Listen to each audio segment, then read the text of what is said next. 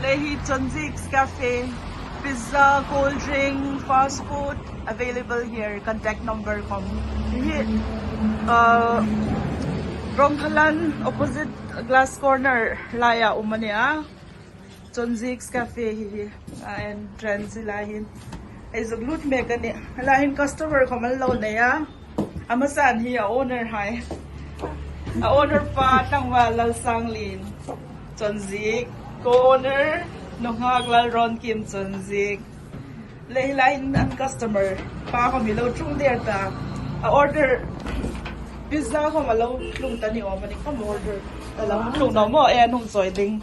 Hi Thik's Cafe hi di pula ya chu ai ni mar bing choya. Pizza door masata kanya hi. So ngarong hopela an pizza ko mi an nikle din mi hai comment an shi to la su tu hin an customer pa hin itina mani feedback le adang po yung sun zom rose Thik Cafe delicious pizza isu only order hi aming kai man ta ka smoked pork Hiva hindi smoked pork frankfurters le isuk ena antik mel ko pel cheese le apading pa ko minatsak tabel le ni nglulo da lang po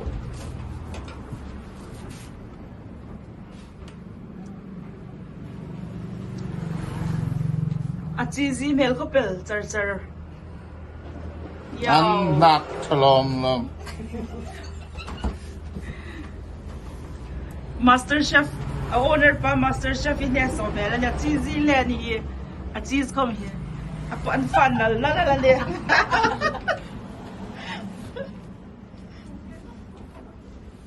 Le, hey setting ni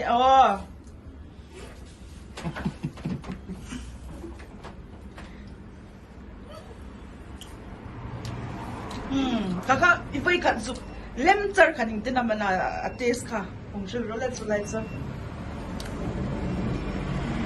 Anak sakto ka dun buksa rin na mapul sem dun masakam uwa ka hele ato ang tagdana untok ko man Inga nga obe. anak sakto ne buksa ko muni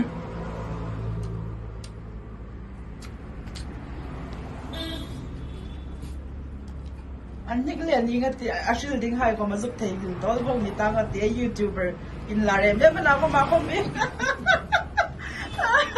pizza cho a pizza fucking ti ka ti le ni nga ti ashil ding hai ko ma hung suk dal ne ole hi pizza hi zuk ti no gen la anei tu hai Thik's Cafe ni ang in ai ni mar lai chu pizza door hi ti puwa ding chun chu pakhat na avoi khat na la ni Dipua munda nga dipu puti nga hai kom dipu inong chang chu hi dor hi fe nge ding zuk dor nge ding in ai zuk fil chewa ni a location ruk chu dipu hai in a shino khamanum no rong khalan opposite glass corner lai hani Anik ko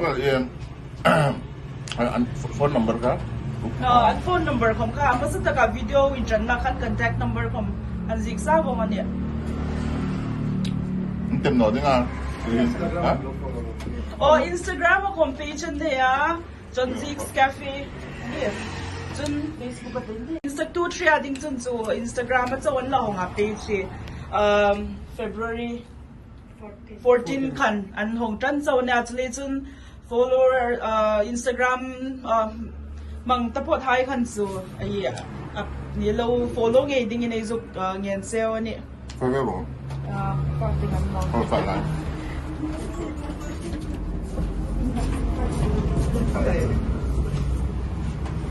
Nah, kayak homin zuk verletak kete. Ya, a cheesy ko pali. Ingat, pizza lumlak cheesy daw hingay zuk fanal na rin. Natakan niya.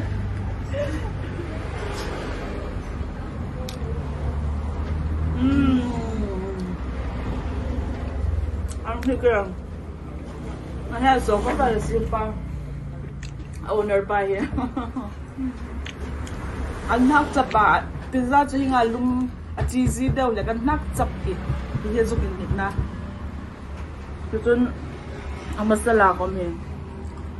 Pizza masala. Kimtlapin. Bingo.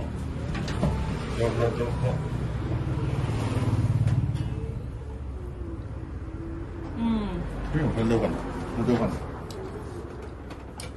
Okay. Ping drum talulaya. Du som tak isok fuck. Ka pisang ka ahung isok feel tayo ne.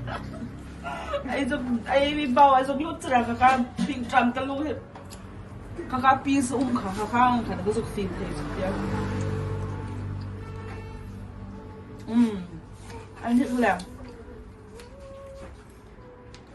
đi qua hùng mà đi làm chân số đi phụ tiếng hai hôm nila in hùng đòi nghe đinh chân thik cafe Instagram page com lâu follow nghe đinh nghe hùng feed zero này thì ini Solomon ini YouTube ni cũng đó đi kết đi thì qua công ty làm mua hối mua hối and see you popo popo chúng có cho chúng được rồi hàng ngày gần in low and chúng bihin hay cầu rần EFCI secretary nama lem tu secretary tu lem ni anh đó này cũng nó PKTP lên bút nghe rồi in siêu nó tình yêu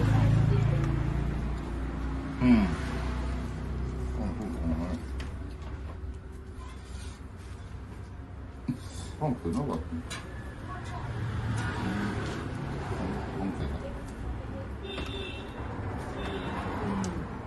Dia cheese lah sebut lah. Cheese kan yang ni.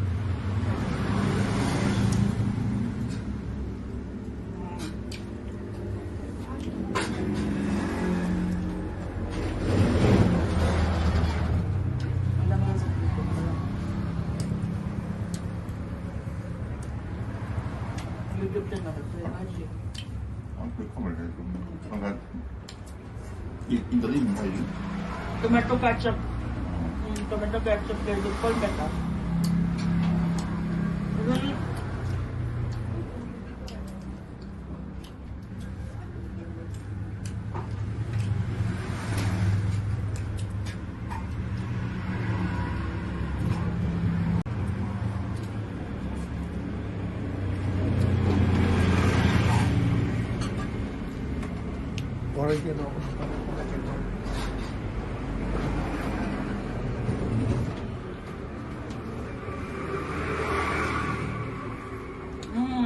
Yummy yang kena apa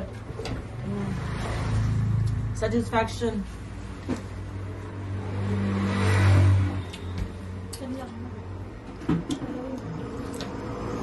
Kuat din sunod. Oregano ko na pala. Sandig ko. Luya ka oregano ka. Oregano ko mo. Ini tomato ketchup niya. Tomato ketchup duhay ito nun pala. Oregano duhay ito niya. Oregano spice sprinkler. Duhay. Halay di ibang katawakan. Pizza ito. Oregano here. Asuk niya. Ito niya. Seasoning and hindi kaya pa niya. Ano niya, ikim po nga niya. Seasoning nga ito.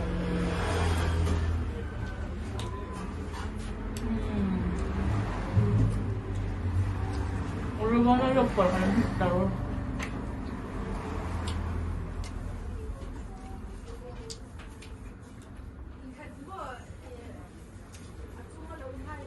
Di po ay kom. Inlavador notun, andor inlavalut notun, pizza inla order notun, order ngero. Insir no inte.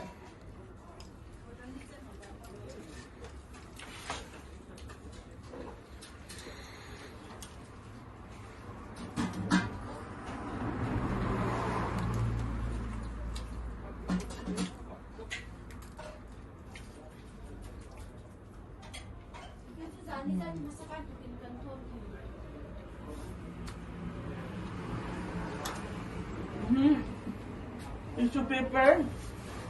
Lang. Oh. Do ang hangin. Maple leaf sauce ang hai mo man ni. Dun Nakapangigyan. ako lang di ang le. Wala sa Hi.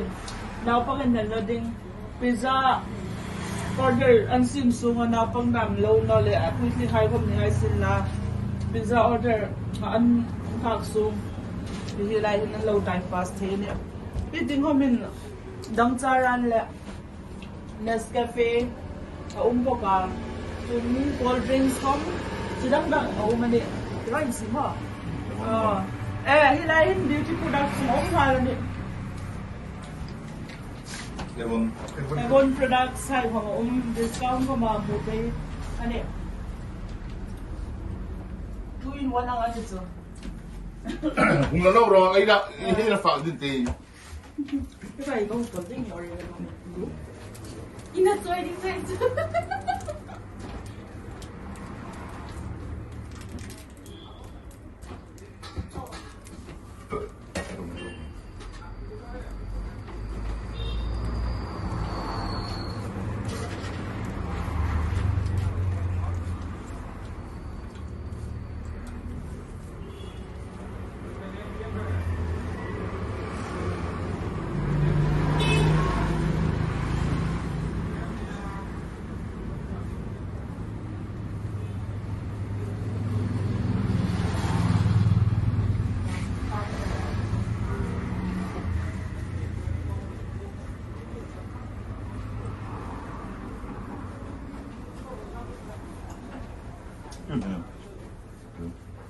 Tuta mo yun mo ka ang gata ni ka gata ka pork ni ka Classic German recipe ni. German recipe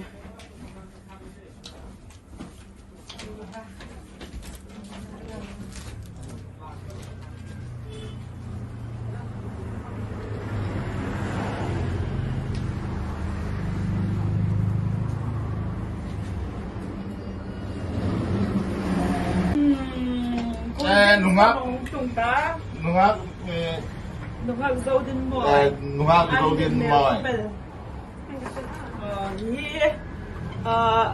Coke ano Coke gusto mo ni donut tatso ni mojito ken ka don din ani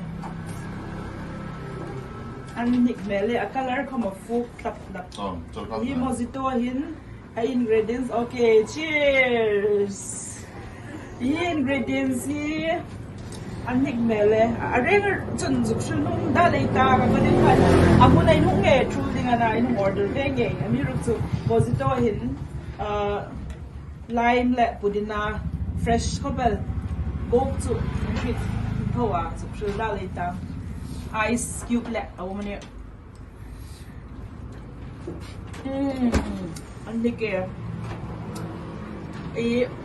apigin hi is ok sola so na dam mo kaka salt kan lai kan hi nga chill do mojito lime water mo fresh do hi zuk do hi zo ha dam vong vonga chule chun hilai lam hi chu location ma fu ka lam pui sira la nia sun chol da suna dam I mani bazar dam in lo fe sun summer lai khom ni sin la bazar in lo fe in lo so talo no la naw pang thak naw pang tru in sin fe la huna hai khom in zuk luk zoka hi la mi chu don zok khoma all summer ni don nge ro aman khoma trauma ni hi chule chun sir no din new hi chau in lo na dang dang khoma umai hi cold drinks dang dang hai khoma ne ni abing hai hi cold drinks ahin fruit bear non alcoholic anya chun blue lagoon uma lemon masala chun cold coffee kom hi cold coffee kom hian ni kan summer lai lem chu coffee ngai nam mi deu hai na mi ruk chu summer lai chu lum talu khai du no a day khan an sima ka cold coffee an ni em mani kom hi lo ba try ngai ro chu chun vanilla milkshake hi kom hi an ni kan vanilla milkshake hi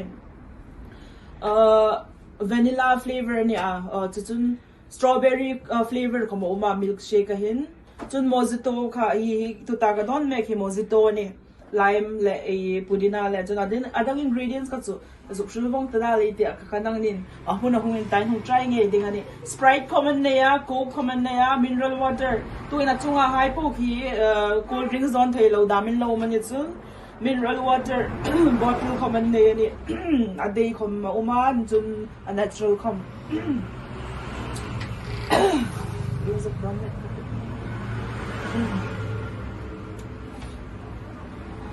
and pot perfect ordinary man na sara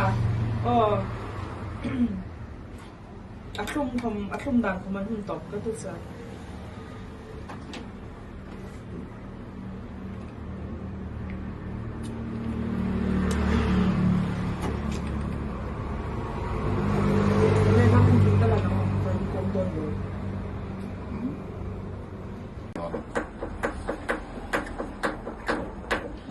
customer pa hindi ka talwa trong homa trong zo tan YouTuber zai em ne amiro chu pizza fagle a cold drinks fakin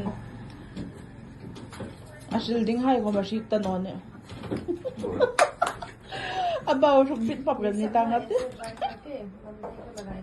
to ko ko video ni yeng ngon ro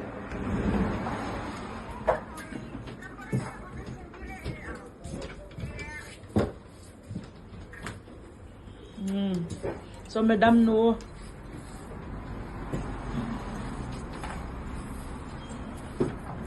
so was on assistant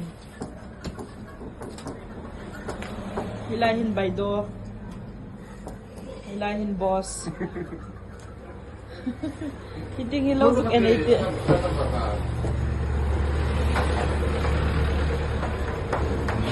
an interior design communal ni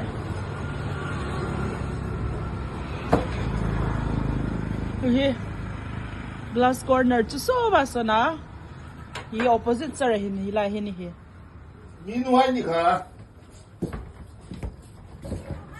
Kabit lagi kamu kau kuman.